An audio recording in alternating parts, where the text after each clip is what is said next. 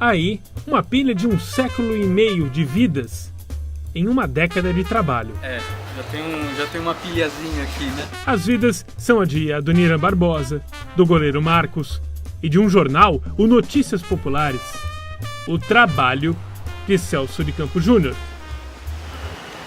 Tem histórias que você tem que literalmente desencavar ela, né? Arrancar com britadeira, com pá, porque elas estão completamente escondidas, né? A biografia São Marcos de Palestra Itália, sobre o goleiro campeão do mundo pela seleção brasileira e que se aposentou em 2012, é a mais recente. O primeiro livro foi Nada Mais Que a Verdade. Para um jornalista e historiador, haveria título melhor de um primeiro livro? Então, tudo começou nessa época da Casper Liber, lá com Nada Mais Que a Verdade, foi o trabalho de conclusão de curso de jornalismo. Eu, o Giancarlo, o Mike e o Denis, a gente era a turma ali da Casper Liber e decidiu fazer um trabalho final sobre a história do jornal Notícias Populares. E aí depois, quando o jornal fechou em 2001, a gente resolveu finalizar a história e lançar em livro. Nada Mais Que a Verdade teve sua primeira edição pela editora Carrenho em 2002. Depois, outra pela Sumos.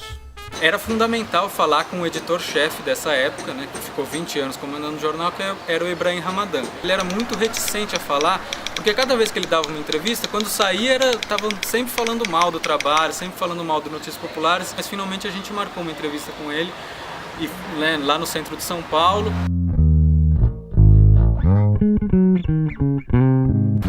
E ele me liga e disse: eu queria agradecer a vocês o respeito, né, e a correção que vocês trataram, não só a mim, mas como Notícias Populares. A partir de agora, sempre que alguém vier me procurar para fazer uma entrevista, para fazer uma entrevista, eu não vou mais dar entrevista, eu vou falar, leiam o livro, está tudo escrito ali. Uma das melhores recompensas aí desse trabalho.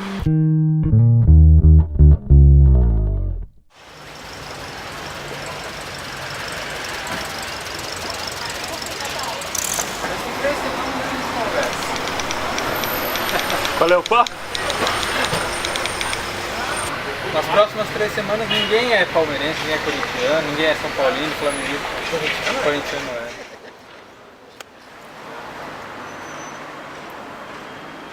Nessa época eu já trabalhava como jornalista, trabalhava no Diário Popular, fazia freelas e talvez eu tenha percebido que só no jornalismo eu não conseguiria, né, colocar todas essas histórias que eu via na cidade, conversando com as pessoas, né? Porque já estava um pouquinho engessado, né? Percebi, os livros são um caminho legal para continuar esse jornalismo que eu quero fazer. O Adoniran, desde o começo, ele já foi concebido para ser um livro, né? Para ser lançado comercialmente. E quando eu comecei a fazer, em 2001 ainda, eu falei, eu sou paulistano, queria contar uma história da cidade, né? E analisando pesquisando, eu cheguei no Adoniran e vi que ninguém ainda tinha falado sobre o Adoniran inteiro, porque muito se falava sobre o músico, o sambista, mas o Adoniran foi muito mais que isso. Ele foi um ator de rádio, ele foi um ator de cinema, de TV, trabalhou no circo, e cantou a cidade, né, contou a cidade de São Paulo, foi um cronista da cidade de São Paulo nos vários veículos. Eu achava que era preciso resgatar todo esse lado do Adoniran para não ficar uma figura só, de uma dimensão só, que o Adoniran definitivamente não era. Então, mais de 600 páginas. E foi pouco, perto do que apurou. 80 entrevistas, 3 anos de trabalho. Lançamento em 2004, segunda edição em 2010. E é um trabalho que realmente foi exaustivo. O biógrafo Celso de Campos Júnior se tornou referência em Adoniran. O livro Trem das 11, que é um livro de fotos do Adoniran e da cidade de São Paulo, foi uma editora que me procurou. Os outros livros foram trabalhos mesmo pessoais, né? Porque eu acho que as encomendas ficam por conta do jornalismo. O trabalho pessoal que eu quero desenvolver são os temas que você tem que se encantar mesmo. Fim de 2011, lançamento de São Marcos de Palestra Itália.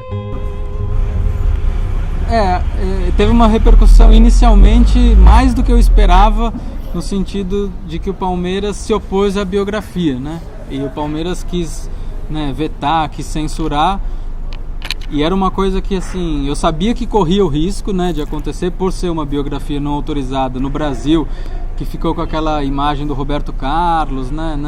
Ninguém pode fazer nada. E eu acho, né, assim, não só eu, mas a Constituição diz que pode, né?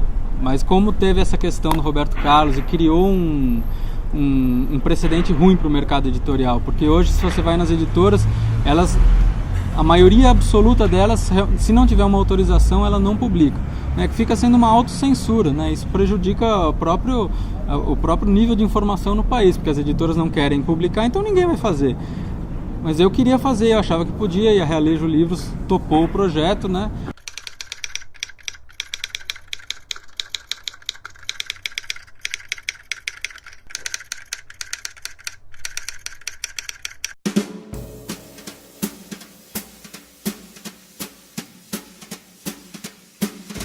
A pilha vai ficar maior.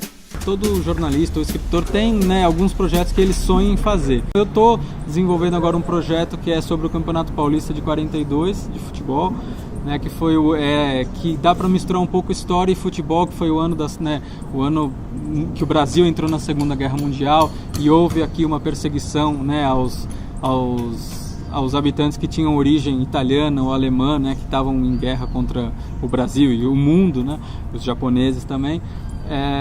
Então, assim, isso causou algumas repercussões no mundo do esporte aqui, né? Agremiações tiveram que mudar de nome, como o Palestra Itália virou Palmeiras, o Germânia virou o Esporte Clube Pinheiros, o Espanha virou Jabaquara. Então, assim, é um trabalho que eu tô escrevendo, né? Que mistura um pouco o futebol com a história geral. Em que fase que tá? Tá em pesquisa?